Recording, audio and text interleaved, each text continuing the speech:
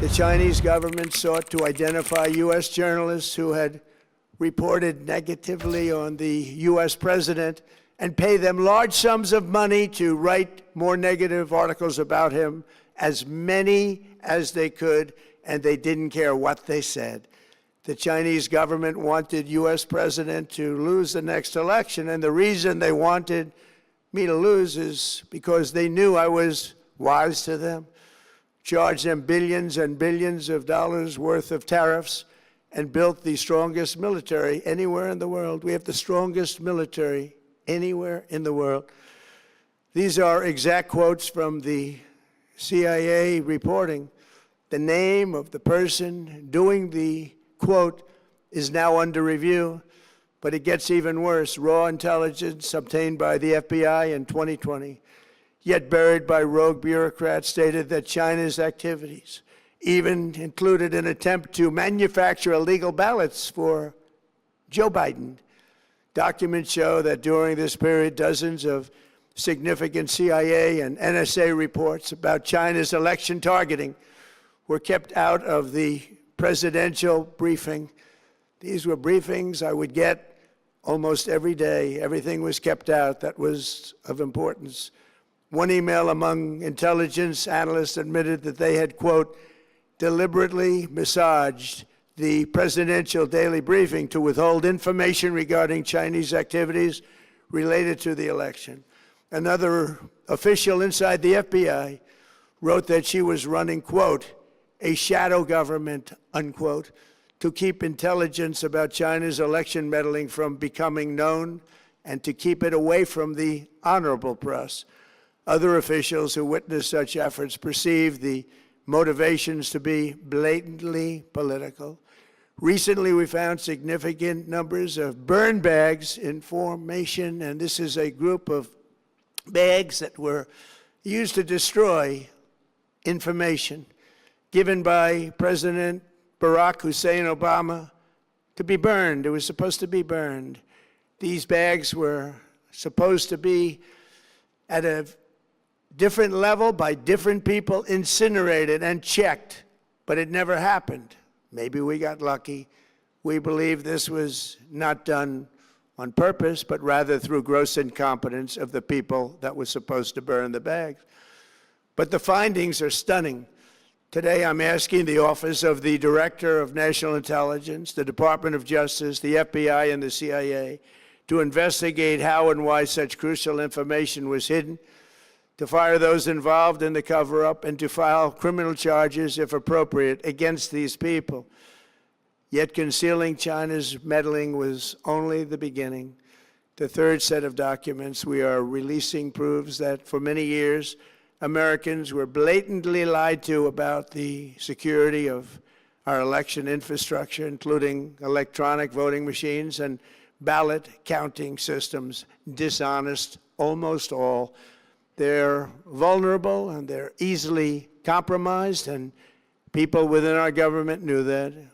Tonight, we're publishing a series of previously classified U.S. intelligence community assessments and other reports proving that our government has long known these machines are extremely exposed to attack. As one assessment states, we judge that the United States adversaries, including at a minimum Russia, China, Iran, North Korea, as well as non-state groups, have the capability to compromise U.S. election infrastructure. That's unquote, but that's some statement, isn't it? Made by supposedly great patriots of our country. The document goes on to further state that, quote, we assess that centralized election-related data repositories, such as voter registration databases, poll books, and other official election websites, are most vulnerable to exploitation, and adversaries could use this access to these systems to disrupt election processes within the United States of America. Tonight, we're releasing all of those findings, and spanning from January 2020 to June 2026. This is a cyber threat aimed at the very heart of our democracy. Many people have questioned whether it could actually be possible to electronically manipulate vote totals or change election results on these terrible machines. Today, we are releasing documents that show the CIA obtained reporting of a specific plot to do a big number in favor of the corrupt Maduro regime in Venezuela. And that's exactly what happened, conspiring to digitally rig their own country's elections in 2020, and that's what they did. This reporting included precise details about methods to regime develop to digitally alter vote totals in ways that could not be detected even with an audit, no matter how deep they went. This intelligence underscores why we must take urgent action to ensure that our own system can never, ever be hacked or compromised like it was in the past. The fourth set of documents reveals that even when significant evidence of fraud has been detected, it has been buried and covered up. Among the disclosures tonight are FBI files detailing evidence of alleged fraud by a large-scale voter registration operation in Michigan. In 2020, Michigan State Police raided a Democrat Get Out the Vote organization, corrupt group in Muskegon. And we're so concerned by what they found. They were just so concerned, they couldn't believe it, actually, that they contacted the FBI in Detroit. The documents state that some canvassers admitted to FBI agents that they signed voter registration forms in other people's names, submitted fraudulent registration for people who did not exist, and received gift cards tied to their number of applications that they produced.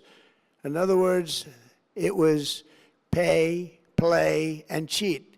The FBI agents working on the case believe that crimes were committed, yet the Biden Department of Justice slow-walked the investigation and killed it.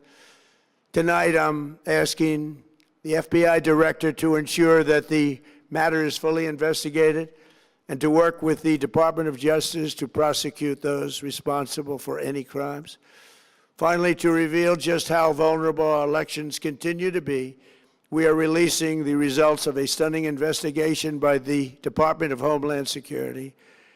According to the DHS review of state voter rolls and public records, they identified approximately 278,000 non-citizens who are registered to vote in federal elections.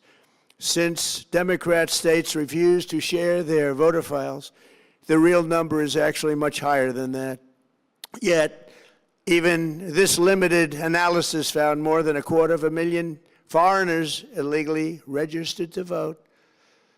Put together, these disclosures reveal an election system so broken and so vulnerable that no one can possibly defend it. It is not defensible. Hundreds of millions of U.S. voter files are in the hands of foreign governments. Our machines and ballot counting systems are exposed to hacking and manipulation and corruption. China and other countries have been trying to meddle in our elections. Evidence of fraud has been buried. Hundreds of thousands of non-citizens and dead people are listed and active on the voter rolls, and yet we still have elections with no voter ID, no proof of citizenship, and tens of millions of ballots floating aimlessly through the mail. As one example of the insanity, California's recent election for mayor of LA and governor was held on June 2nd, a long time ago, but it was just completed a few days ago on July 10th. Think of that, much more than 1 month. Took a month to count the votes. I wonder what they were doing. This is worse than any third world country. There's no third world country that has elections like we have. In a rare move, NBC and ABC Fake News have both said that they would not cover this speech. They knew what it was about because of the fact that they don't like the topic, because they know how corrupt our system is and they don't want to reveal it. They and others in the media are part of a plot. They want to continue this fraud for whatever reason. They want to keep it going. They want to protect the radical left. They can't have a great country, and that's true. You can't have a great country without free and fair elections. Fraud like this should mean a revocation of their licenses. They use our public multi-billion-dollar in value airways for absolutely no money. They pay nothing. All we want is honesty in our elections and honesty in reporting. They pay nothing for multi-billion-dollar assets. Great damage has been done to our country.